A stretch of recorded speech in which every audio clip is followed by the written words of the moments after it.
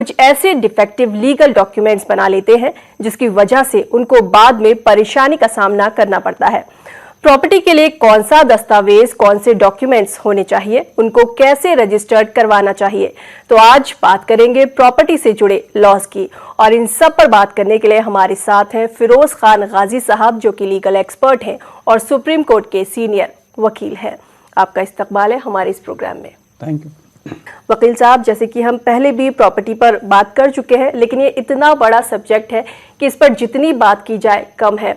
अक्सर होता यह है कि कोई भी प्रॉपर्टी खरीदता है या बेचता है तो उनके साथ बहुत सारे फ्रॉड हो जाते हैं। तो इससे बचने के लिए हमें ये जानना बेहद ज़रूरी है कि अगर हम अपनी प्रॉपर्टी ट्रांसफ़र कर रहे हैं तो किन चीज़ों का ख्याल रखें, प्रॉपर्टी कैसे ट्रांसफ़र करें और इसके लिए लॉ क्या है।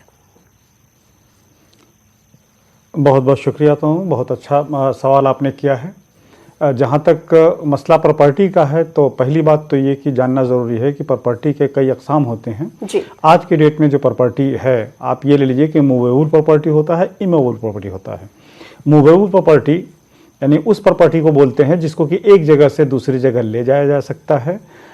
इस ज़माने में आज के डेट में बहुत से आपके ये भी शेयर्स वगैरह भी आ जाते हैं, लेकिन आमतौर पर ये समझिए कि वो प्रॉपर्टी जिसको कि कोई चोर चुरा कर आपके यहाँ से ले जा सकता है उठा के, उसको बोलते हैं मूवेबल प्रॉपर्टी। और जो लैंडेड प्रॉपर्टी है, जैसे घर हुआ, आपके ज़राई यानी कि खेत के लैंड हुए, ये सब इमूवेबल प्रॉपर्टी में आता है। तो ज़्यादातर मसला होता है ख़रीदो फरोख्त का। जब बात आता है तो इमूवेबल प्रॉपर्टी के बारे में आता है जी।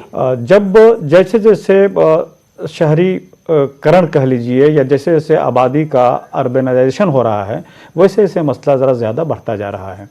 तो आम तौर पे जितने भी हिंदुस्तान की प्रॉपर्टी है, आज से 300-400 साल पहले ही उनका सबका नंबर दे दिया गया था, खसरा नंबर, और खसरा, खतौनी, ये सब चीज़ें मेंटेन की जाती है। तो किसी भी प्रॉपर्टी को ख़रीदने से पहले आप ये देखें कि उस प्रॉपर्टी का मालिक कौन है। वो मालिक जो है आपको इलाके के सब रजिस्ट्रार के ऑफिस से और कहीं कहीं किसी इलाके में उसको जो है ये भी कर दिया गया है, ऑनलाइन भी कर दिया गया है, वहाँ से ये पता चल जाता है कौन मालिक है। तो पहली बात तो ये देखिए, जो अगर कोई मालिक है तो फिर उसके पास दस्तावेज़ क्या है, दस्तावेज़ की नौइयत क्या है, वो अगर मालिक बना है तो किस हिसाब से बना है, क्या उसके ख़ानदानी प्रॉपर्टी है या उसने कहीं से परचेस किया है। तो उसके लिए आमतौर पे सेल डॉक्यूमेंट्स देखते हैं, और सेल डॉक्यूमेंट्स अगर सही है और उसका रजिस्ट्री में इंदराज है यानी कि वो रजिस्टर्ड है, तो फिर आप और फिर जगह पे जाके ये देख लेना है कब्ज़े में कौन है, क्योंकि कब्ज़ा भी बहुत इंपॉर्टेंट होता है। तो इस हिसाब से फिर आप प्रॉपर्टी को बेखौफ खरीद सकते हैं। जैसे आपने बताया कि कोई भी अगर प्रॉपर्टी ट्रांसफ़र कर रहा है तो वो किस तरह से कर सकता है, लेकिन एक और भी बहुत ज़रूरी बात है, वो है डॉक्यूमेंट्स। इसके लिए किस तरह के डॉक्यूमेंट्स होने चाहिए जो कि ज़रूरी हैं? देखिए, जैसा कि मैंने बताया कि प्रॉपर्टी, जो भी प्रॉपर्टी है उसका कोई ना कोई मालिक होता है जी। तो पहली बात तो ये देखें कि उस प्रॉपर्टी का मालिक कौन है और मालिक किस हैसियत से वो मालिक है, उसके पास ये प्रॉपर्टी किस तरह से आई है, क्या खानदानी प्रॉपर्टी है या कहीं से खरीदा है जी। तो उसके लिए उसका पास सेल डॉक्यूमेंट्स होता है। उस सेल डॉक्यूमेंट्स को जिसको बयानामा बोलते हैं उर्दू में, उसको आप देखिए और फिर ये देखिए कि वो आदमी जिसके पास ये बयानामा है, ये वही आदमी है ना जिसके कि नाम से है ये, यानी कि उसका आइडेंटिटी प्रूफ देखिए और उसके बाद उसका रजिस्ट्रेशन देखिए, इंदराज देखिए तहसील में जाके। जब ये दोनों चीज़ें मिल जाती हैं तो आप उस पर प्रॉपर्टी को खरीद सकते हैं जी। और कई लोग प्रॉपर्टी के अगेंस्ट लोन भी लेते हैं, तो ये लोन किस तरह से लिया जा सकता है, इसके लिए क्या कार्रवाई करनी है? समझ गया मैं तरन्नुम कि आप क्या पूछना चाहती हैं। बहुत अच्छा सवाल है आपका, क्योंकि अक्सर इसमें लोग धोखा खा रहे हैं जी। क्योंकि बहुत जगह ऐसा होता है कि अपनी प्रॉपर्टी को बैंक में गिरवी रख के, मॉर्गेज करके उसके ऊपर लोन उठा लिए होते हैं और उसका अंदराज नहीं होता है, उसका कहीं एंट्री नहीं होती है। या तो ये कह लीजिए कि बैंक ऑफिसर्स के नेग्लिजेंस, या ये कह लीजिए कि उनका कन्वेंस, उनसे मिली भगत से पता चला कि प्रॉपर्टी हमारी 2 करोड़ की है, उस पर हमने ऑलरेडी 1.5 करोड़ रुपये का लोन उठा रखा है और फिर उस प्रॉपर्टी के ऊपर चूंकि कोई अंदराज नहीं है, उस प्रॉपर्टी को हम किसी तीसरे शख्स को बेच दिए। जब बेचने जाते हैं तो उसके बाद वो कागज ले लिया, पैसा हो गया, फिर बाद में पता चलता है कि नहीं साहब, ये प्रॉपर्टी तो ऑलरेडी मॉर्गेज है, ये तो बैंक इसको नीलाम करने जा रही है। तो ऐसे सिचुएशन में बहुत डिफिकल्टी आ जाती है। तो इस तरह का भी ख्याल, उसको बोलते हैं ड्यू डिलीजेंस। किसी एडवोकेट को एंगेज करके और किसी भी बड़ी प्रॉपर्टी को लेना है तो उसका ड्यू डिलीजेंस जरूर करा लेनी है ये देख लेनी है कि यही दो चीज़ें खासतौर से कि प्रॉपर्टी किसके नाम से है, या क्या वो प्रॉपर्टी पर किसी किस्म का इनकम्बरेंस या प्रॉपर्टी पर किसी किस्म का लोन तो नहीं है। ये चीज़ें जब ड्यू डिलिजेंस करा लें उसके बाद ही उस प्रॉपर्टी को आप खरीदें। जी, एक कॉलर हमारे साथ जुड़े हैं मस्कत से। हेलो हेलो जी, वालेकुम सलाम, बताएं क्या सवाल है? जी, मैं मस्कत से बात कर रहा हूँ। जी, सवाल बताएं। वालेकुम सलाम, आप सवाल बताएं।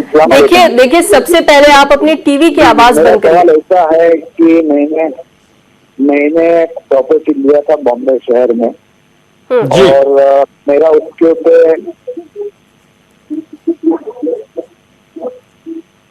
जी सवाल पूरा करें। प्रॉपर्टी लिया है मुंबई शहर में। जी बताएं, आगे बताएं। उसका जो है ना ऑलरेडी रजिस्ट्रेशन हो चुका है जी, बट रजिस्ट्रेशन होने के बाद में पीएनबी ने लोन जो है ना सेंक्शन भी किया था, मगर वहाँ से वो लोन डिस्पैच में हो रहा है हमको। जी तो ऐसे हालत में हमको क्या करना चाहिए?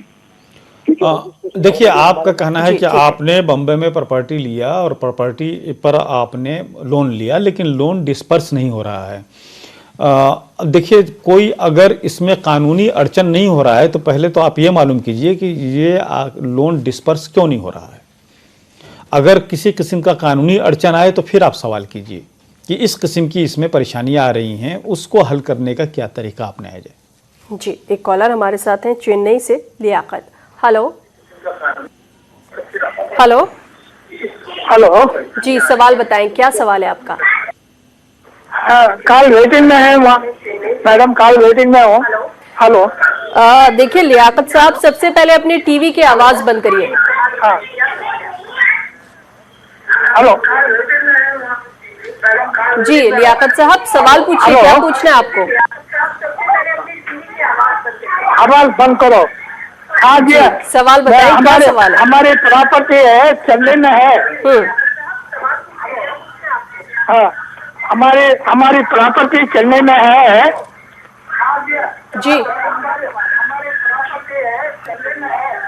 हाँ, ये प्रॉपर्टी को ये वक्फ वाले औलाद है ये प्रॉपर्टी।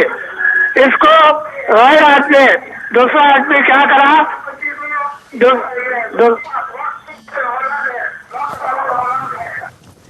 जी लियाकत साहब, अपने टीवी की आवाज बंद करिए।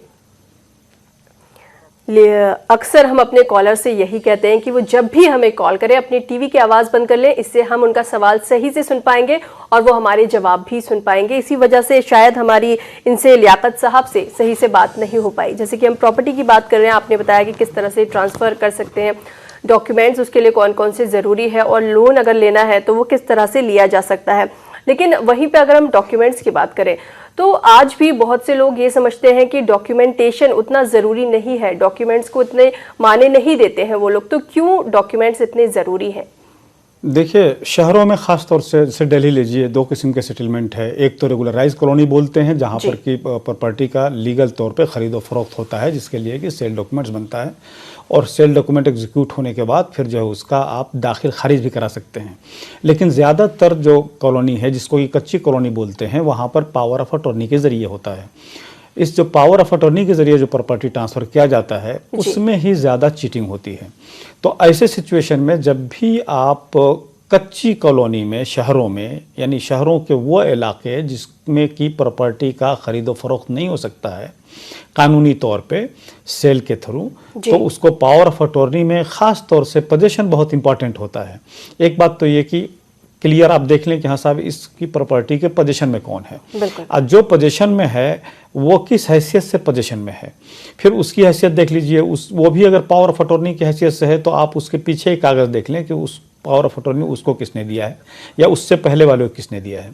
जब ऐसा सिचुएशन आए तो पोजीशन पे ज़्यादा ख्याल रखिए, क्योंकि जब आपको पोजीशन एक बार मिल जाएगा पावर ऑफ अटॉर्नी पर, तो फिर अपने पोजीशन को आप बचा सकते हैं। कानून का नुक्ता नज़र एक ये होता है कि अगर किसी प्रॉपर्टी के कोई पोजीशन में है तो यह कानून मानकर चलती है कि वो आदमी अगर पोजीशन में है और उस किसी का किराएदार नहीं है, वो लीज पे नहीं लिया है, तो ये माना जाएगा कि वो प्रॉपर्टी उसी की है, जब तक कि कोई दूसरा आके ये प्रूफ न कर दे कि इस पोजीशन में आप ज़बरदस्ती कब्जा किए हैं या किराएदार थे, अब किराया नहीं दे रहे हैं और ज़बरदस्ती इस पर बैठे हुए हैं। तो कच्ची कॉलोनीज़ में ख़ास तौर से कब्जे के ऊपर कि जब आप प्रॉपर्टी खरीदें तो कब्जा फौरन लें। जी, तेलंगाना से एक कॉलर हमारे साथ जुड़े हैं, महमूद हुसैन। हेलो। अस्सलाम वालेकुम। जी, वालेकुम सलाम। बताएं क्या सवाल है आपका? मेरा केस हाई कोर्ट में 2-3 साल से पेंडिंग है, तो मुझे अर्जेंसी है, उसकी इन्वोक करने के लिए क्या करना चाहिए मैं? जी, देखिए, हाई कोर्ट में सिचुएशन ये होता है कि आपका क्या केस है ये आपने नहीं बताया, लेकिन सिस्टम ये होता है कि अगर हाई कोर्ट में आप गए हैं तो अपील एडमिट हो जाता है। एडमिट होने के बाद फिर वो अपील जो है रेगुलर नंबर से आता है। तो ऐसे सिचुएशन में अगर आप अर्जेंसी ये दिखा दे रहे हैं, जैसे सपोज इस वक्त सीनियर सिटीजन्स का मसला है, उसमें अर्जेंसी आ जाता है कि साहब ये प्रॉपर्टी हमने अपने इस्तेमाल के लिए बनाई थी, लेकिन दूसरे कब्जे में है, अपील हमारा एडमिट हो गया है, लेकिन उसकी सुनवाई कब होगी ये मालूम नहीं है, तो उसको बोलते हैं प्रीपोनमेंट का एप्लीकेशन। आप अपने एडवोकेट से सलाह मशवरा कीजिए और प्रीपोनमेंट का एक एप्लीकेशन लगाइए, उसमें एक ग्राउंड दीजिए कि क्यों आप चाहते हैं कि आपका case out of the turn सुना जाए। जी, छत्तीसगढ़ से एक कॉलर हमारे साथ हैं, सईद अब्दुल करीम। हेलो। हाँ, हेलो। हेलो जी, बताएं क्या सवाल है? सैयद अब्दुल करीम बोल रहा हूँ छिंदवाड़े से। जी, मेरा सवाल ये है कि जैसे कि अभी वकील साहब ने बताया कि डॉक्यूमेंट पूरे हैं प्लाट के हमारे पास, जी, जिस तरह उन्होंने बताया वो डॉक्यूमेंट पूरे हैं, और हम चाहते हैं इस प्लाट के अगेंस्ट में लोन मिले हमें, तो इसमें बताइए कि हमें आसानी कैसी मिलेगी, कैसा लोन मिलेगा बैंक से? जी। देखिए, अगर आपके पास प्रॉपर्टी के कागजात कंप्लीट है, लीगल डॉक्यूमेंट्स है आपके पास, तो बहुत आसान है। आप उसको किसी बैंक से निगोशिएट कीजिए, वहाँ पर आप प्रॉपर्टी अपना ये रखिए, कागजात जो है उसको मोर्गेज कीजिए, उस मोर्गेज के बेसिस पर जो है आपको लोन मिल जाएगा। जी, एक कॉलर हमारे साथ है हरियाणा से। हेलो। हेलो, क्या आपको हमारी आवाज़ आ रही है? लगता है किसी वजह से इनसे बात नहीं हो पाई हमारी। जैसे हम लगातार प्रॉपर्टी की बात कर रहे हैं कि जो भी उससे जुड़े लॉज हैं वो लॉज क्या हैं, कैसे ट्रांसफ़र किया जाए, डॉक्यूमेंट्स की हमने बात की, उसके बारे में आपको बताया। उसी तरह बहुत से लोग गाजी साहब ऐसे हैं कि जो प्रॉपर्टी ख़रीदते हैं या बेचते हैं तो रजिस्ट्रेशन नहीं करवाते हैं। तो अगर रजिस्ट्रेशन करवाना है तो क्या उसके लिए तरीका होना चाहिए और ये कितना ज़रूरी है? देखिए, कुछ डॉक्यूमेंट्स या कुछ प्रॉपर्टीज़ का रजिस्ट्रेशन जो है वो नेसेसरी होता है। जी, तो उसमें तो अगर आप रजिस्ट्रेशन नहीं कराएं या सिर्फ डॉक्यूमेंट्स बना ले तो उस डॉक्यूमेंट्स की कोई वैल्यू नहीं होती है। तो इसलिए उन प्रॉपर्टीज़ का जहाँ पर रजिस्ट्रेशन खुला हुआ है वहाँ पर तो लाजमी आप रजिस्ट्रेशन कराएं, अदरवाइज़ हमेशा धोखा खाने का खतरा रहता है। बाकी जैसा कि मैंने बताया आपको कि वो कॉलोनी जहाँ पर कि रजिस्ट्रेशन अलाउ नहीं है और जिसको कि कच्ची कॉलोनी बोलते हैं, तो वहाँ पर आम तौर पे power of attorney, will, position letter, affidavit, इस किस्म के डॉक्यूमेंट्स बनाकर दे देते हैं, पोजीशन दे देते हैं। तो उसमें जब एक बार पोजीशन मिल जाता है तो फिर आपको उस पोजीशन को बरकरार रखना ज़रा आसानी हो जाता है। तो इन दो किस्म की प्रॉपर्टीज़, रेगुलराइज कॉलोनी या इरेगुलराइज कॉलोनी की प्रॉपर्टीज़ में इस बात का ख्याल रखना चाहिए। जी, हैदराबाद से एक कॉलर हमारे साथ है, अनवर। हेलो। हेलो, मेरा एक सवाल है। जी, बताएं। कि जो कार या बाइक मॉर्गेज करते हैं उसमें एक आध अगर मिस हो जाए तो जो ड्यू रह जाए तो लोग आके फाइनेंसर गाड़ी लेके चले जाते हैं, बैंक के जो भी वो रहे स्टाफ उनका आके गाड़ी लेके चले जाते हैं, तो क्या इनको सील करने का इख्तियार रहता है या ड्यू रहने से हम लोग कोर्ट में जा सकते हैं? नहीं, अनवर साहब, बहुत ही अच्छा आपने सवाल किया है। और आम तौर पे आज की तारीख में जो कार वगैरह फाइनेंस करते हैं वो तकरीबन मसल्स मैन रखते हैं अपने साथ, जिसका कि डिफरेंट नाम दे लेते हैं, और जहां किसी का एक दो डिफ़ॉल्ट होता है इंस्टॉलमेंट पे करने में, वो जाकर कार उठा लेते हैं। उनको इस तरह से कार उठाने का कोई हक नहीं है, उनके ख़िलाफ़ आप FIR करा सकते हैं। उनको अगर आपका इंस्टॉलमेंट जो है वो नहीं दिया गया है तो इंस्टॉलमेंट लेने के लिए कानूनी कार्रवाई कर सकते हैं। ज़बरदस्ती का किसी भी सिचुएशन में कानून इजाज़त नहीं देता है। अगर वो बाउंसर रखे हुए हैं अपने साथ एम्प्लॉइज़ रखे हुए हैं या कार ज़बरदस्ती उठा लेते हैं तो आप बिल्कुल उनके खिलाफ FIR भी दर्ज कर सकते हैं। जी, जो भी सर प्रॉपर्टी बेच रहे हैं या ख़रीद रहे हैं वो किन बातों का ख्याल रखें, किसको प्रॉपर्टी बेचे और किसको प्रॉपर्टी ना बेचे? जी, ये ज़रा आपका सवाल कई मामलों में इसको कह सकते हैं कि ट्रिकलिश है, क्योंकि आज की तारीख़ में ये बात भी आ रहा है, क्योंकि आम तौर पे ये देखा जाता है कि ख़रीदने वाला से क्या लेना देना है, उसके पैसे से लेना देना है कि वो आपको अमाउंट दे रहा है कि नहीं। जी। लेकिन जब से लॉ कॉम्प्लिकेट हुआ है और दुनिया जो है ग्लोबल विलेज की शक्ल में आ रही है, तो ये ज़रा देखना है आपके लिए कि जो आपका प्रॉपर्टी खरीद रहा है वो कहीं नाजायज़ पैसे से तो नहीं प्रॉपर्टी खरीद रहा है। आम तौर पे इसलिए कोशिश ये कीजिए कि प्रॉपर्टी को बेचते वक्त ये ख्याल रखें कि आपका जो ट्रांजैक्शन हो वो कंप्लीट वाइट में हो जी। और जो खरीदने वाला हो उसका भी आप आइडेंटिटी कार्ड, उसके हुए अबाउट्स और उसके बारे में आप जानकारी रखें। कहीं ऐसा न हो कि आपकी प्रॉपर्टी को कोई ऐसा शख्स जो कि देश विरोधी कार्यों में लिप्त है वो जो है आपकी प्रॉपर्टी खरीद कर फिर उस जगह वो बैठकर नाजायज़ उसका इस्तेमाल करे,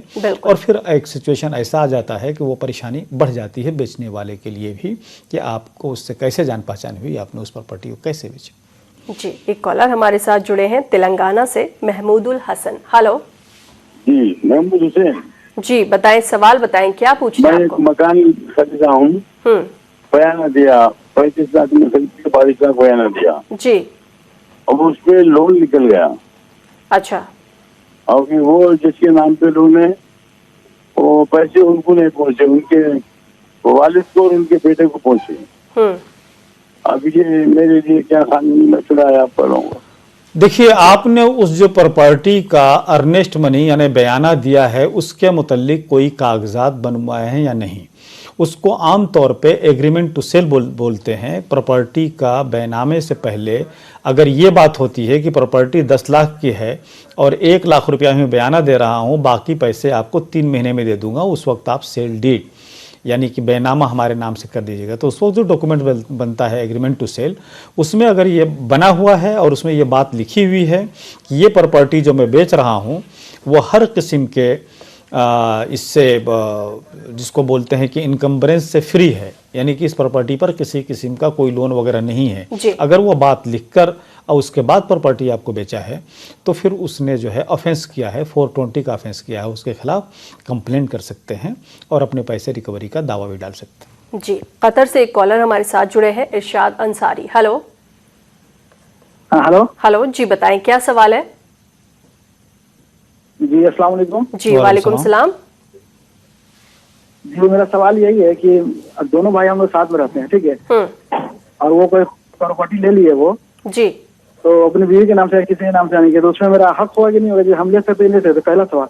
और दूसरा एक ये भी है जैसे कि यानी कि मैं कोई प्रॉपर्टी लिया, ठीक है, और उसका यानी कि दाखिल खारिज कितने साल तक यानी कि नहीं करा सकते हैं, तो कोई प्रॉब्लम तो नहीं ना उसमें मेरे नाम पे? देखिए, पहली बात जो आपने पहला सवाल किया है कि आप 2 भाई हैं और दोनों आदमी के पैसे से एक प्रॉपर्टी खरीदी गई, लेकिन वो प्रॉपर्टी जो है आपके यानी कि भाई के बीवी के नाम से खरीदी गई, तो भाई जिसके नाम से प्रॉपर्टी खरीदी गई है वो मालिक वही हो जाता है अनलेस एंड अनटिल उसको आप बेनामी ट्रांजैक्शन जो है वो प्रूफ कर दें कि इसमें पैसा हमारा लगा हुआ है, लेकिन उसमें भी लिटिगेशन में आपको जाना पड़ेगा। तो एक बिल्कुल क्लियर कानून है कि अगर कोई प्रॉपर्टी ख़रीदी जा रही है, जिसके नाम से ख़रीदी जा रही है वो उसी की प्रॉपर्टी हो जाती है। उसके साथ सिर्फ यही एक एक्सेप्शन है जिसको मैंने बताया कि जिसमें अगर एक जॉइंट फैमिली है या घर के 2 भाई हैं या बाप बेटे हैं, अगर वो ये प्रूफ कर दें कि वो जो प्रॉपर्टी खरीदी गई है उसमें हमारा ही पैसा लगा हुआ है, तब उस प्रॉपर्टी के डिवीज़न के बारे में बात हो सकती है। जो दूसरी बात आपने बताई है कि प्रॉपर्टी आपने ली है, इसका दाखिल खारिज नहीं होता है, नहीं हुआ है, और अगर कई साल से नहीं हुआ तो क्या होगा? देखिए, दाखिल खारिज का एक मियाद होता है, कहीं 3 महीने, कहीं 6 महीने, आमतौर पे 6 महीने है। तो जब भी प्रॉपर्टी ख़रीदा जाता है तो 6 महीने के अंदर जो है उसका दाखिल खारिज होना ज़रूरी है, क्योंकि वही वो पीरियड होता है जिसमें अगर किसी को ऑब्जेक्शन है उस प्रॉपर्टी के ख़रीदो फ़रोख्त में तो वो आकर ऑब्जेक्शन दाखिल करता है। अगर उसका ऑब्जेक्शन लीगल होता है, उसमें जान होता है कानूनी तौर पे, तो फिर ये ट्रांसफ़र ही रुक जाता है। इसलिए उसका एक मियाद होता है, उस मियाद के अंदर ही दाखिल खारिज करा लेनी चाहिए। जी, मालेगांव से एक कॉलर हमारे साथ जुड़े हैं, शेख सलीम। हेलो। हाँ जी, अस्सलाम वालेकुम। जी, वालेकुम सलाम। बताएं, क्या सवाल है? सवाल ये है मैडम जी कि देखिए, सबसे पहले आप अपने टीवी की आवाज बंद करिए। जी, हमारे एक रिश्तेदार है। जी जी, हेलो जी जी, बताएं। हमारे एक रिश्तेदार है जिनको मैंने 40। टीवी का जरा आवाज कम कीजिए प्लीज। हाँ मैडम जी, जी जी, जी हेलो। सवाल बताएं। हेलो। जी सवाल बताएं सलीम साहब, हाँ, सवाल बताएं। हमारे एक रिश्तेदार है जिनको मैंने नकद 40,000 रुपए दिए थे, तो उन्होंने मुझको एक चेक दिया था। वो चेक की मुद्दत खत्म हो रही है और उसमें अब 1 महीना बाकी रह गया है, तो चेक मैंने बाउंस किया हूँ, तो क्या कार्रवाई कर सकता हूँ मैं? बिल्कुल, अगर ये क्रॉस चेक है जो कि आपको दिए हैं और अगर वो बाउंस हो गया है तो बाउंस होने के 1 महीने के अंदर ही आपको नोटिस देना होता है दूसरी पार्टी को कि भाई ये जो आपने चेक दिया था वो चेक बाउंस हो गया है, अगर आप 15 दिन के अंदर हमें पैसा आप नहीं दे रहे हैं तो हम आपके ऊपर कानूनी कार्रवाई करेंगे।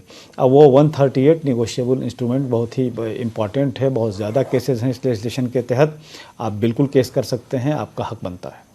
जी, तेलंगाना से एक बार फिर से हमारे साथ जुड़े हैं महमूदुल हसन। हेलो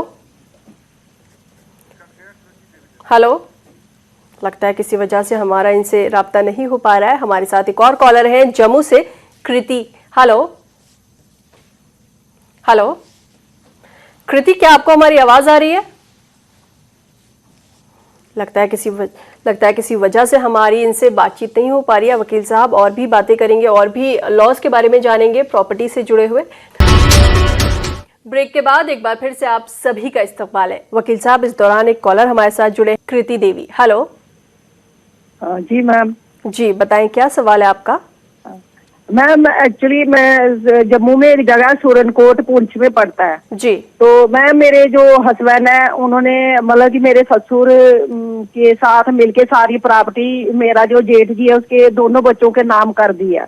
अच्छा। और मेरा हस्बैंड जो है उसने मेरे से पहले 4 शादियां की हैं। वो शादी करता है और 10-20 दिन इज्जत के साथ खेल के हर बीबी को निकाल देता। मैं उसकी 5वीं बीबी हूँ। अच्छा। और मेरे को वो उसने सारी प्रॉपर्टी जेठ के बच्चों के नाम की है, मेरे ससुर, और वो जो प्रॉपर्टी है वो मेरे दादा ससुर की है।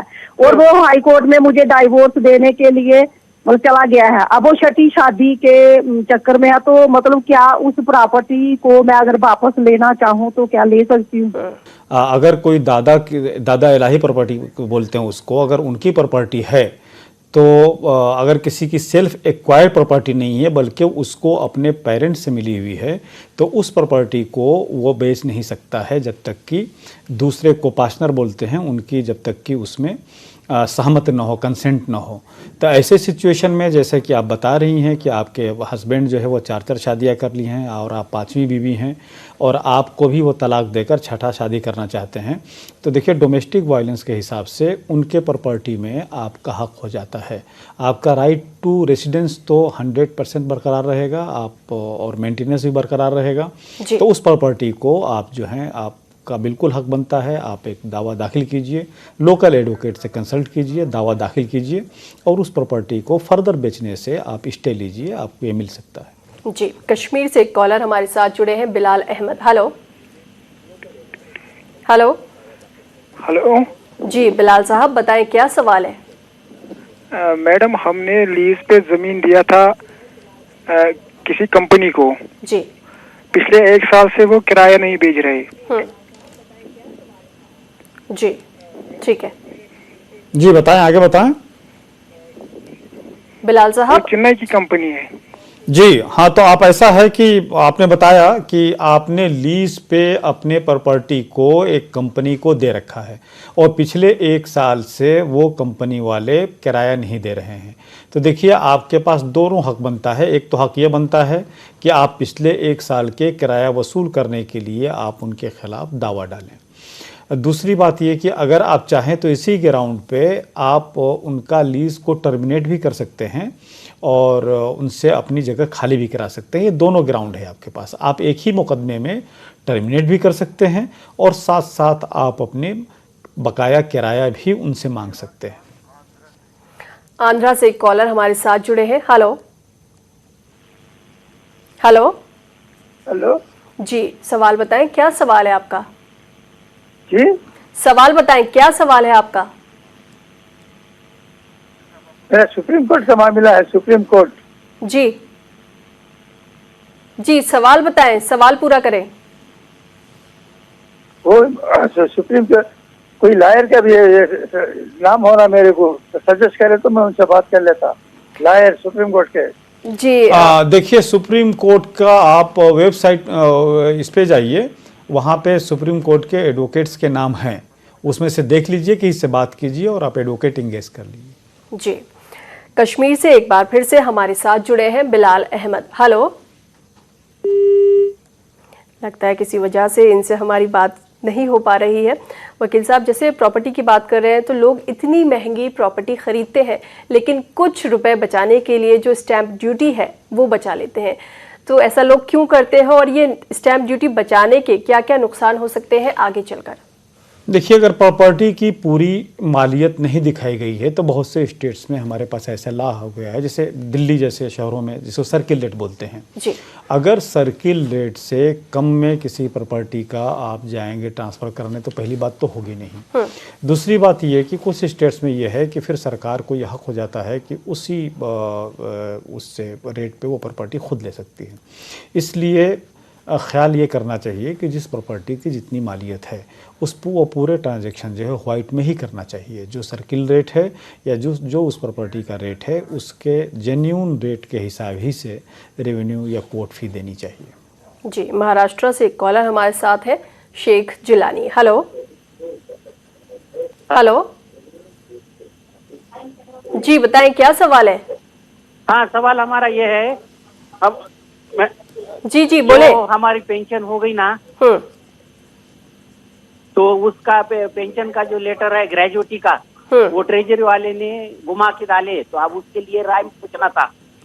जी देखिए शेख साहब, आपने ये कहा है कि आपका पेंशन था उसमें ग्रेच्युटी वाला जो पैसा है वो आपको नहीं दे रहे हैं। पहली बात तो ये कि ये बिल्कुल कंफर्म हो कि ग्रेच्युटी का जो रकम है वो कंप्लीट आपका रकम है।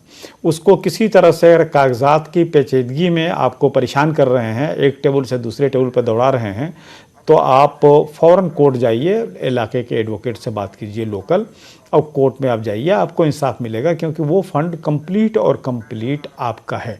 टेक्निकल ग्राउंड पे आम तौर पे परेशान करते हैं लोग, लेकिन इस परेशानी से बचने का वाहिद तरीका यह है कि आप डायरेक्ट कोर्ट जाइए। जी, एमपी से एक कॉलर हमारे साथ हैं, Abrar Ahmed. Hello hello hello जी, बताएं क्या सवाल है? जी, एक्चुअली मेरा सवाल सिविल मैटर पे है। जी।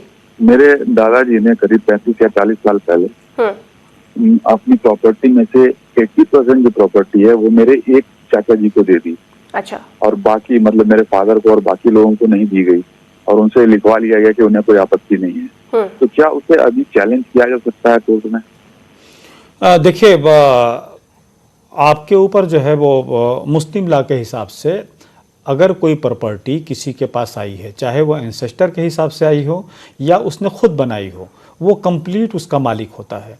तो अगर आपके ग्रैंडफादर ने या कोई अपनी प्रॉपर्टी का कुछ हिस्सा अपनी ज़िंदगी में ही किसी दूसरे के नाम से ट्रांसफ़र कर दिए गए, आमतौर पे सुनते होंगे आप कि हम फला को प्रॉपर्टी जो है अपनी ज़िंदगी ही में दे देंगे, तो उसको वो देने का हक़ है प्रॉपर्टी को, जिसको कि आज के तौर में गिफ्ट डीड बोलते हैं। तो गिफ्ट की शक्ल में कोई भी आदमी जो अपने प्रॉपर्टी का मालिक है वो किसी को भी दे सकता है। बस ये देखना होता है कि कागज़ के साथ साथ उसने पोजीशन भी ट्रांसफ़र किया है कि नहीं।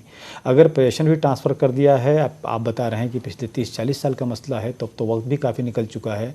लॉ ऑफ लिमिटेशन के हिसाब से भी उस पर दावा करेंगे। दावा करने से देश में कोई किसी को नहीं रोक सकता है, लेकिन आपके दावा फेल होने के पूरे चांसेस हैं। जी, हैदराबाद से एक कॉलर हमारे साथ जुड़े हैं। हेलो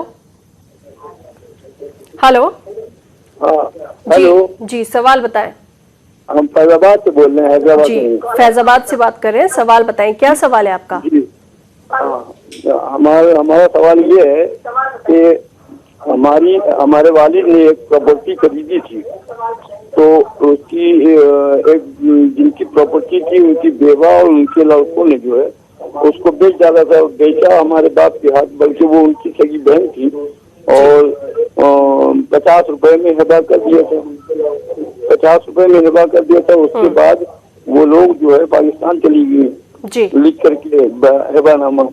अब उसमें ये हुआ कि दाखिल खारिज नहीं हुई थी, बाद में दाखिल खारिज हुई, और उसमें हमारे भाई का नाम, हमारे बाप का नाम, और उसमें उनका भी नाम चढ़ गया जिन्होंने बेचा था। ऐसी सूरत में अब उनका नाम कैसे कटवाया जाए, वो चली गई पाकिस्तान। किस सूरत में उनका नाम करवाया या ये नहीं समझ में आ रहा है। ठीक है। हमने बंटवारे एक मुकदमा भी दायर किया अपने भाई, हम उस वक्त जिस वक्त लिखा पड़ी हुई उस वक्त हम पैदा नहीं हुए थे। अब हमने जो है बंटवारे एक मुकदमा दायर किया, तो उसमें बाद में हम लोगों ने सुलह कर लिया आपस में। उन्होंने, हमारे बड़े भाई ने ये दे दिया कि लिख करके कि क्या बोलते हैं, ये जायदाद हमारे बाप की पैदा करता है, लिहाजा हम दोनों इसके बराबर के हकदार हैं। जी ठीक है। जी देखिए, आपके सवाल से पहली बात तो ये होता है कि टाइम काफ़ी गुजर गया है इन वाक़यात को हुए, यानी कि प्रॉपर्टी आपके नाम से, उनका नाम उसके बाद भी आ गया, दाखिल खारिज नहीं किया गया, तो दाखिल खारिज का जैसे कि मैंने पहले बताया कि एक मियाद होता है जिसमें कि उसको चैलेंज किया जाता है उस ट्रांसफ़र को। बहरहाल आपके यहाँ सिचुएशन ये है कि जिन लोगों का प्रॉपर्टी के ऊपर नाम है वो प्रॉपर्टी के मालिक हुए। अगर कोई पाकिस्तान चला गया है और कोई डॉक्यूमेंट एग्जीक्यूट करके गया है लेकिन उस डॉक्यूमेंट्स के हिसाब से दाखिल खारिज नहीं हुआ है, तो वो प्रॉपर्टी उसी की मानी जाएगी जब तक कि दाखिल खारिज नहीं हुआ है। तो इस तरह से आपका केस जो है वो काफ़ी कमज़ोर फुटिंग पे आप हैं। जी, जैसे कि इनका ही सवाल था, इसी तरह ये सवाल है कि अगर कोई एक प्रॉपर्टी है तो वो क्या कई लोगों के नाम पर ट्रांसफ़र हो सकती है? अगर हो सकती है तो उसका सही तरीका क्या है? तरुण, मेरे ख्याल से आप ये पूछना चाहती हैं कि क्या एक प्रॉपर्टी को कई लोगों के नाम से बेचा जा सकता है? जी। तो बिल्कुल बेचा जा सकता है। कभी कभी खरीदार एक होता है, कभी 4-5 लोग मिलकर एक प्रॉपर्टी को खरीदते हैं, तो चारों पांचों का नाम मैं वल्दियत और प्रॉपर एड्रेस के हिसाब से होगा। इसमें किसी किस्म की कबाहत नहीं है। कबाहत वहाँ आती है जहाँ के 420 करके एक ही प्रॉपर्टी को कई लोगों के नाम से बेच दिया जाता है। तो एक प्रॉपर्टी जो पहली मरतबा बिक गई, अगर वही मालिक वो किसी दूसरे को बेच रहा है और ये नहीं बता रहा है कि इस प्रॉपर्टी को पहले बेचा जा चुका है, तो फिर तो वो 420 है।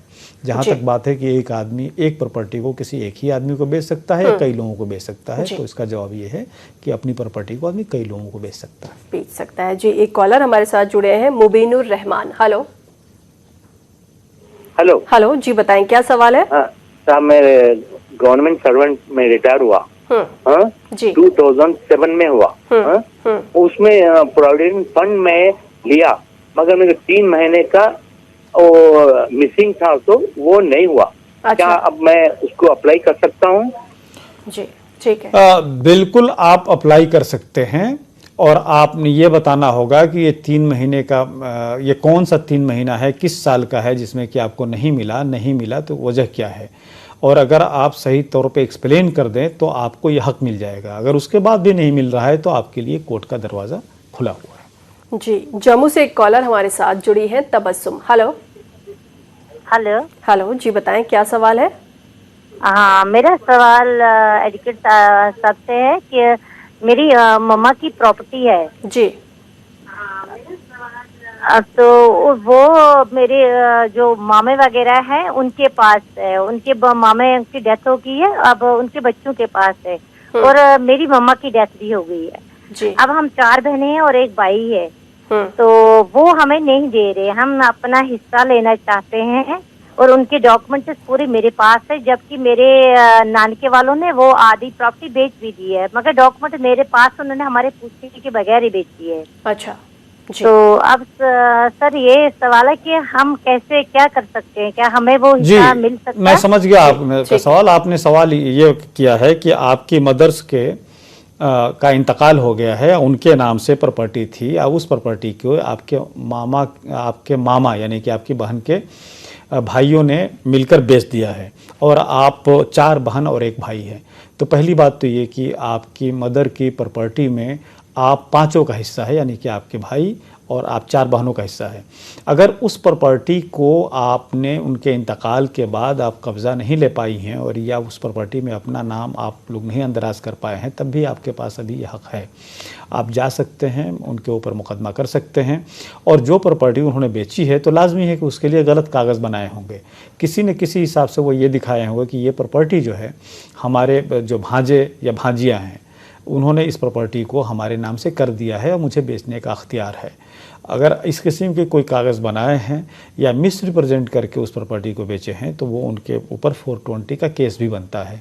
इसलिए आप फ़ौरन लोकल वहाँ के एडवोकेट से आप रब्ता कीजिए। ये डॉक्यूमेंट जो बता रही हैं कि आपके पास है, उस डॉक्यूमेंट्स को उनके वकील साहब के हवाले कीजिए।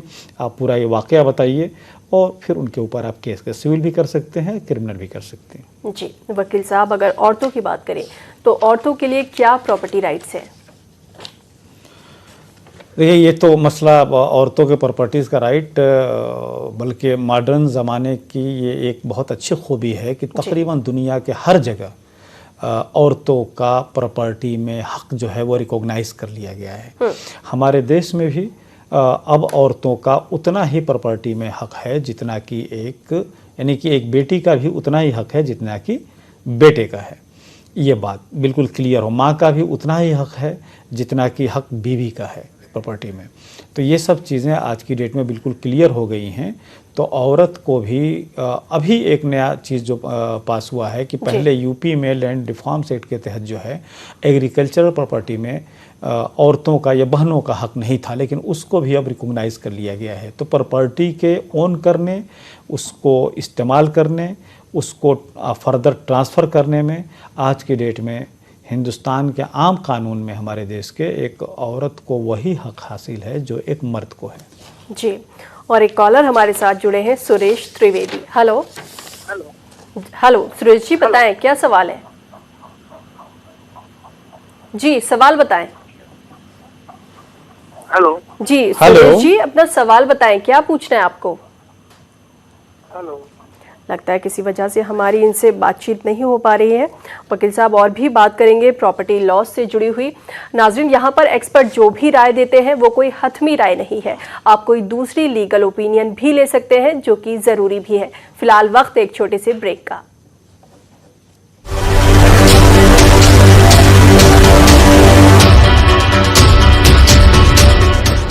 हिमालय कंप्लीट केयर टूथपेस्ट, इसके 3 पावरफुल हर्ब्स नीम 26 states, 1200 plus reporters, 66.9 crore viewers. India's largest news network, News 18 Network.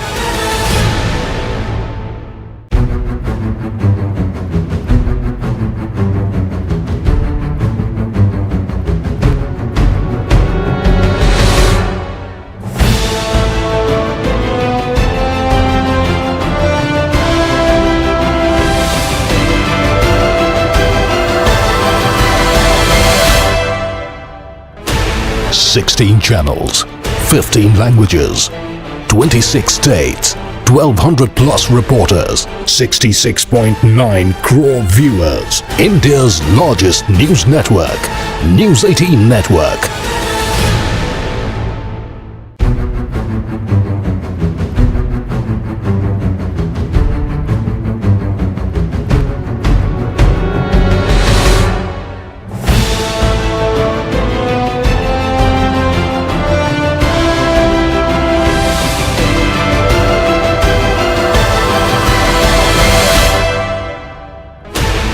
Sixteen channels, 15 languages, 26 states, 1200 plus reporters, 66.9 crore viewers. India's largest news network, News 18 Network.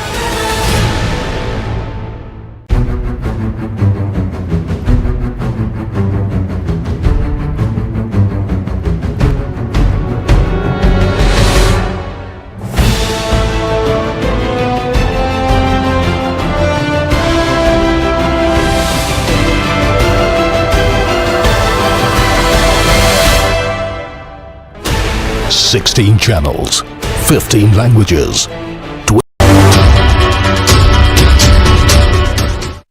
Break के बाद एक बार फिर से आप सभी का इस्तकबाल है हमारे खास प्रोग्राम वकील साहब में। वकील साहब, अगर विल की बात करें तो विल को लेकर के क्या लॉज हैं? देखिए, विल के मुतालिक एक तो सबसे बड़ी चीज़ ये है कि विल कहीं भी आप कर सकते हैं। आमतौर पे ये होता है कि जहाँ जो प्रॉपर्टी होती है वहीं उस प्रॉपर्टी का रजिस्ट्रेशन होता है, एक्सेप्ट 4 मेट्रोपॉलिटन सिटीज़ छोड़ के।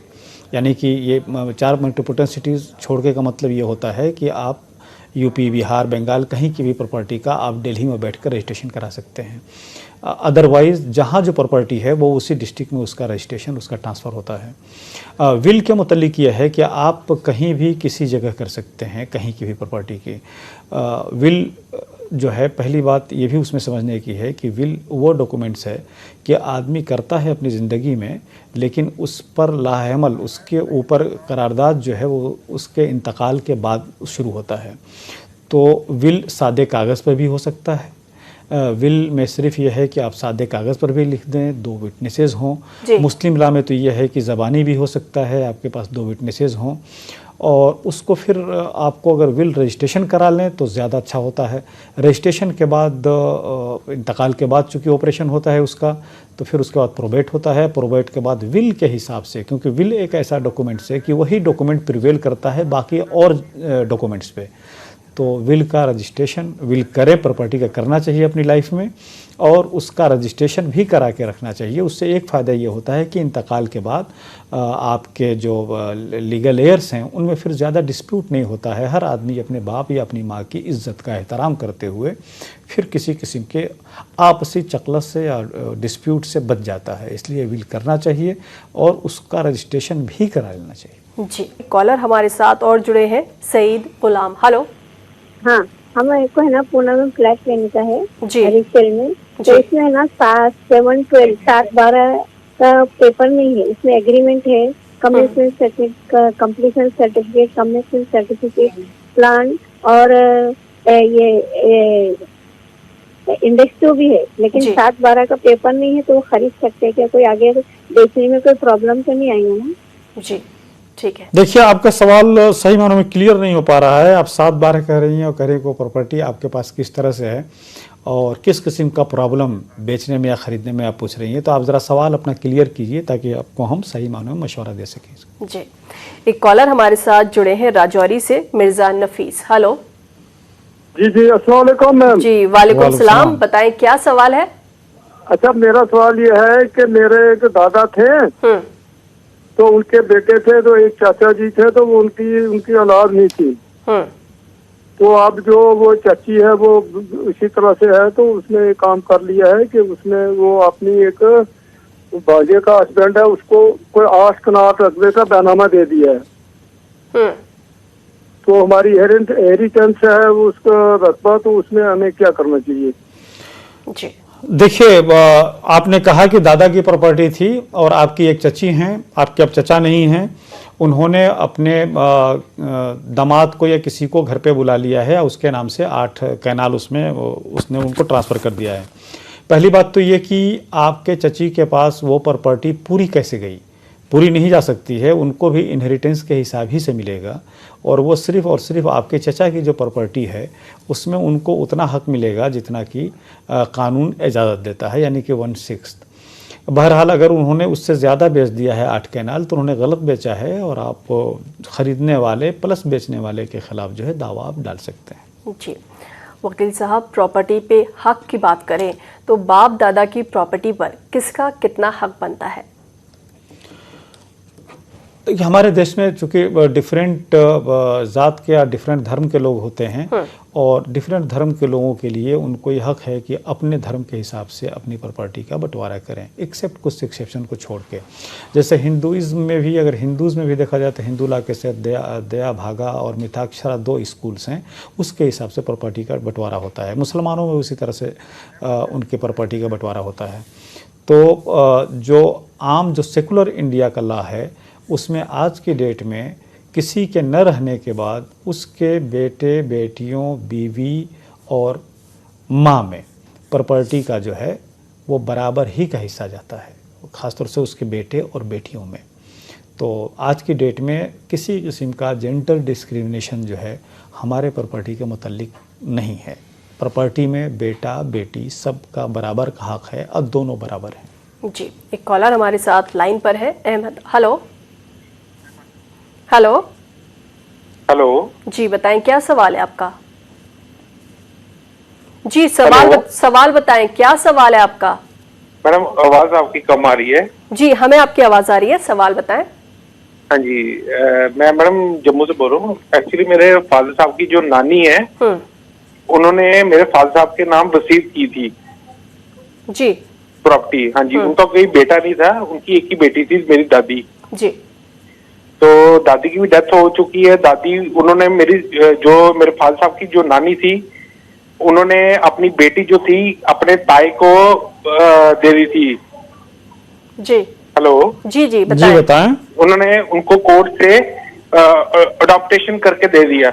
मतलब उनकी जो ताई की प्रॉपर्टी में मेरी दादी का हक है, लेकिन जो उन्होंने मेरे फादर साहब को वसीयत, क्योंकि वो फादर साहब को उन्होंने रखा हुआ था घर पे, स्टार्टिंग से उन्होंने पाला था। हेलो जी जी जी, आप जरा अपना सवाल क्लियर कीजिए, आपका सवाल लंबा उन्होंने है। सर वसीयत की थी, तो हम अब मेरे फादर साहब की भी डेथ हो चुकी है, तो मैं जो उनकी जमीन है उनके ऊपर हम क्लेम कर सकते हैं? देखिए, पहली बात तो ये कि जिस तरह से आप बता रहे हैं कि आपकी नानी की प्रॉपर्टी थी और आपके नानी का कोई औलाद नहीं था, यानी कि वो मेल औलाद नहीं था, तो आपकी माँ के नाम से प्रॉपर्टी कर दी थी, दादी के नाम से प्रॉपर्टी कर दी थी। ऐसे सिचुएशन में एक बात तो ये कि बराबर ये ख्याल रखिए कि हमारे देश में लॉ ऑफ लिमिटेशन है। अगर आपका कहीं हक बनता भी है तो उसमें जब तक कानून आपको ये देता है, टाइम देता है कि इतने वक्त तक आप दावा कर सकते हैं, उसी वक्त आप दावा करेंगे तो आपका दावा कामयाब होगा। जैसे कि मूवेबल प्रॉपर्टी में यह है कि आप 3 साल के अंदर दावा कर सकते हैं। अगर किसी ज़मीन जायदाद की प्रॉपर्टी है तो उसमें 12 साल का पीरियड होता है। अगर 12 साल का पीरियड गुजर गया है और कोई ज़मीन भले ही हमारे नाम से है, लेकिन उस पर कोई 15 साल से काबिज़ है और वो काबिज़ जो है अपने इंडिपेंडेंट हक में है, राइट में है, और उसके पास कागजात भी हैं पोजीशन के, तो फिर हमारा दावा, मैं मालिक रहते हुए भी हमारा दावा फेल हो जाता है। जी, एक बार फिर से हमारे साथ जुड़ी है तबस्सुम। हेलो जी सर जी बताएं, क्या सवाल है आपका? अस्सलाम वालेकुम। मेरा सवाल यह है कि मेरे हस्बैंड से मेरा सेपरेशन है और ये मेरी प्रॉपर्टी, मेरे पापा शहीद हो गए थे, आर्मी में थे वो, उनके पैसों से हमने जमीन ली है और मैंने मकान खड़ा किया है। तो मेरा 90 ईयर्स से मेरा उनके साथ सेपरेशन चल रही है, तो वो आज वो इस प्रॉपर्टी पे दावा करेंगे कि प्रॉपर्टी मेरी भी है, जबकि मेरे कोर्ट में ऑलरेडी केस चल रहा था। कोर्ट का केस उतरी रखते हैं, वो जगह जगह कभी किसी इल्जाम से कभी किसी इल्जाम से मेरे पे केस करते जाके ये कमजोर पड़ जाए। वो मेरे घर पे अब ये दावा कर रहे हैं कि ये मेरा भी है। अच्छा, देखिए तबस्सुम, मैं आपका सवाल समझ गया। सवाल आप ये कर रही हैं कि आपके हस्बैंड ने प्रॉपर्टी जो है ख़रीदा था और आपके नाम से ख़रीदा था, और अब आप में सेपरेशन चल रहा है, उसके मुतल्लिक आपके बीच जो है वो कोर्ट में मुकदमा भी चला है। तो देखिए, एक चीज़ तो हम बता दें, इसमें वही बेनामी ट्रांजैक्शन वो ले रहे होंगे कि ये प्रॉपर्टी ख़रीदी थी मैंने अपनी बीवी के नाम से, लेकिन ये सबके इस्तेमाल के लिए था। ये प्रॉपर्टी मेरी है, सिर्फ नाम से बीवी को है, इसमें मेरा पैसा लगा हुआ है। लेकिन अगर आप ये शो कर दें कि भाई इस प्रॉपर्टी पर आपका हक इसलिए बनता है कि आपको ज़ौजियत का हक नहीं दिया गया है, तो आप उस प्रॉपर्टी को एंजॉय कर सकती हैं, आप उस प्रॉपर्टी को अपने पास रख सकती हैं। ऐसे में अगर वो दावा कर रहे हैं तो उनके दावा के सफल होने के चांसेस बहुत कम है। जी, एक कॉलर हमारे साथ है लखनऊ से, प्रवीण। हेलो जी मैम। जी बताएं, क्या सवाल है आपका? जी, हमारे हस्बैंड है, उन्होंने अभी पिछले साल अपनी प्रॉपर्टी बेची है और हमारी लड़की के पढ़ाई के लिए कुछ भी पैसा नहीं छोड़ा है, जिसका थोड़ी है फीस देने में हम लोगों को। अच्छा, देखिए, चाहे आपके हस्बैंड ने प्रॉपर्टी बेची हो या नहीं बेची हो, प्रॉपर्टी का आप इसलिए जिक्र कर रही हैं कि आपका कहना यह है कि उनके पास पैसे हैं और वो लड़की के पढ़ाई में खर्चा दे सकते हैं। तो बिल्कुल बेटी का अपने बाप के प्रॉपर्टी पे, और ये उसको यह हक है कि उसके बाप उसको पढ़ाएं लिखाएं। अगर उनके पास पैसा है तो ये चीज़ जो है और उनके ऊपर ज़्यादा जिम्मेदारी हो जाती है। ऐसे में अगर वो नहीं कर रहे हैं तो फ़ौरन एडवोकेट कीजिए और फ़ौरन कोर्ट में आप ये कि भाई ये बेटी है, मतलब कि आप एज ए गार्जियन फाइल करेंगी, केस जो है बेटी के नाम से होगा और आप बेटी वो ये कहे बाप से कि भाई आपकी ज़िम्मेदारी है कि हमारे पढ़ाई लिखाई का खर्च आप संभालें और आपके पास इतना पैसा है, इतना जायदाद है कि आप हमारा अच्छी तरह से तरबियत दे सकते हैं, पढ़ा लिखा सकते हैं। अगर ऐसा नहीं दे रहे हैं तो उसको बोलते हैं गफलत, यानी कि नेग्लिजेंस, लापरवाही। और कोर्ट ऐसे में ये आर्डर करेगा कि बाप की जिम्मेदारी है कि बेटी के पढ़ने लिखने का मुनासिब इस्तेमाल करें। जी, इसी से जुड़ा एक सवाल है कि क्या कोई बाप अपनी बेटी को प्रॉपर्टी में हिस्सा देने से मना कर सकता है? अगर वो मना करता है तो क्या किया जा सकता है? देखिए, बिल्कुल नहीं। प्रॉपर्टी में बेटे का भी वही हक है जिस तरह से बेटी का भी वही हक है जिस तरह से बेटे का है। और अगर वो प्रॉपर्टी में किसी भी तरह से किसी भी हीले या बहाना, कह लीजिए हीले या बहाने से कोई भी आदमी अपने डॉटर्स को, बेटी को अगर उस प्रॉपर्टी से बेदखल कर रहा है तो बेटी का ये हक होता है कि उस बेदखली के ख़िलाफ़ कोर्ट में जाए और उनके ख़िलाफ़ इंजंक्शन आर्डर ले। और ख़ास तौर से अगर वो ये दिखाने में कामयाब हो जा रही है कि मुझे सिर्फ़ इसलिए बेदखल किया जा रहा है कि मैं बेटी हूँ, मेरे ऊपर बेटों को जो है वो फ़ौक़ियत दी जा रही है, मेरे सामने बेटों को ज़्यादा तरजीह दी जा रही है, उनको प्रीफर किया जा रहा है, तो ये अपने आप में जो है एक किस्म का डोमेस्टिक वायलेंस में आ जाता है, डोमेस्टिक वायलेंस का हिस्सा हो जाता है। किसी बाप को ये हक़ नहीं है कि अपनी बेटी और बेटे में तफरीक करे, डिफरेंस करे। तो बिल्कुल उसका हक़ बनता है, बाप को ये कतई हक़ नहीं है कि बेटी के ख़िलाफ़ डिस्क्रिमिनेट करे। जी वकील साहब, हमारे पास वक्त थोड़ा सा कम है, लेकिन चलते चलते एक सवाल आपसे ज़रूर पूछूंगी। ये जो प्रॉपर्टी लॉ है, क्या ये हर स्टेट में अलग होता है या पूरे मुल्क में एक ही कानून है? नहीं, डिफरेंट जगह, जैसे कुछ प्रॉपर्टी है जो कि पार्लियामेंट का पास हुआ है या सेंट्रल लॉ जिसको बोलते हैं, transfer of property easement act, इसी तरह से डिफरेंट किस्म के होते हैं। इसके अलावा स्टेट को भी हक होता है प्रॉपर्टी के मतलब लेजिस्लेशन करने की। बहुत से जो सेंट्रल एक्ट है उसमें स्टेट के अपने अमेंडमेंट भी हैं। तो इस तरह से डिफरेंट स्टेट में डिफरेंट किस्म के कानूनी प्रॉपर्टी के मतलब लॉज हैं, लेकिन साथ में सेंट्रल लॉज भी हैं। जी, अगर चलते चलते मैं आपसे कुछ टिप्स पूछूं कि अगर कोई प्रॉपर्टी खरीद रहा है या बेच रहा है तो उसे आप क्या कहेंगे, किन चीज़ों का ख्याल रखें शॉर्ट में? देखिए, पहली बात तो ये कि फ़ौरन ये मालूम करें कि जो प्रॉपर्टी को वो ख़रीद रहा है वो प्रॉपर्टी जो है वो रजिस्टर्ड है तो किसके नाम से है। जब एक बार ये क्लियर हो जाए कि सब रजिस्ट्रार के ऑफिस में ये प्रॉपर्टी उसी आदमी के नाम से है जिस आदमी से मैं ख़रीद रहा हूँ, तो दूसरा काम ये करे कि देखे कि बेचने वाला वही है जिसके नाम से प्रॉपर्टी है। तीसरी चीज़ वो ये देखे, ड्यू डिलिजेंस जिसको बोलते हैं, उस प्रॉपर्टी के बारे में पता लगाए कि क्या प्रॉपर्टी किसी किस्म के इसमें तो नहीं है, इनकम्बरेंस में तो नहीं है, यानी उस पर लोन तो नहीं है, किसी के पास गिरवी तो नहीं लिया गया है, उसके ऊपर कोई लोन तो नहीं लिया गया है। जब ये सब तीनों चीज़ जब क्लियर हो जाए तो उसके बाद बेखौफ आप प्रॉपर्टी को ख़रीदें। आप प्रॉपर्टी जब ख़रीदें तो लीगल डॉक्यूमेंट ज़रूर बनाएं और प्रॉपर्टी ख़रीदते वक्त बराबर कोर्ट फी, रेवेन्यू फीस का ख्याल रखें कि प्रॉपर्टी का कीमत वही दिखाएं जो सर्किल रेट है और उसी हिसाब से आप जो है उसका फीस दें। जी वकील साहब, आप हमारे स्टूडियो में आए और तमाम कॉलर्स के सवालों के जवाब आपने दिए, आपका यहाँ आने के लिए बहुत बहुत शुक्रिया। शुक्रिया। नाजरीन, फिलहाल हमें दीजिए इजाज़त, आपसे फिर मुलाकात होगी अगले हफ्ते। फिर से हाजिर होंगे आपकी कानूनी उलझनों को सुलझाने के लिए और कानूनी समझ को बढ़ाने के लिए। फिलहाल हमें दीजिए इजाज़त। आदाब।